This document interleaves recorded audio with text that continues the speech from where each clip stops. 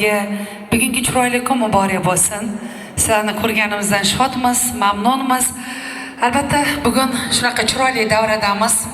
1973-yilda tavallud topgan akalarimiz, opalarimiz bugun chiroyli Diydor Shirin degan uchrashuvni tashkil qilishibdi.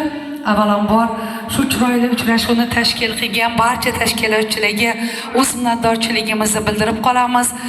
Albatta, bugun akalarimiz 1990-yilda maktabni tugatib, turli kasb egalari bo'lib, yurtimizni, viloyatimizni turli chiroyli jabhalarda o'z faoliyatlarini olib borayotgan akalarimiz, opalarimiz, sinfdoshlar diydor ko'rishib turishibdi. Aytishadi-ku, dunyoda go'zal fazilatlar naqadar qadrli, ardoqli bo'lsa, do'stlik tuyg'usi ham undan-da bebahodir.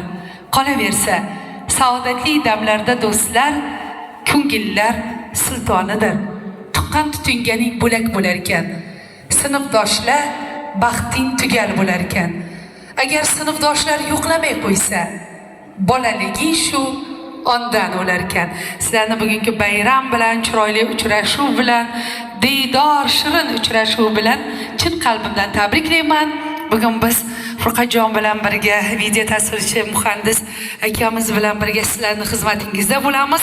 O'ylaymizki, bugungi kun mana shu chiroyli restoranda hayotingizda yana bir chiroyli tarix sahifalariga muhrlanadigan ajoyib kunlardan biri bo'ladi. Sizlarga sog'lik tilaymiz, omonlik tilaymiz.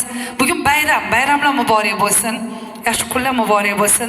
Davralarni ochiq deb e'lon qilamiz. Demak, maktabni tugatgan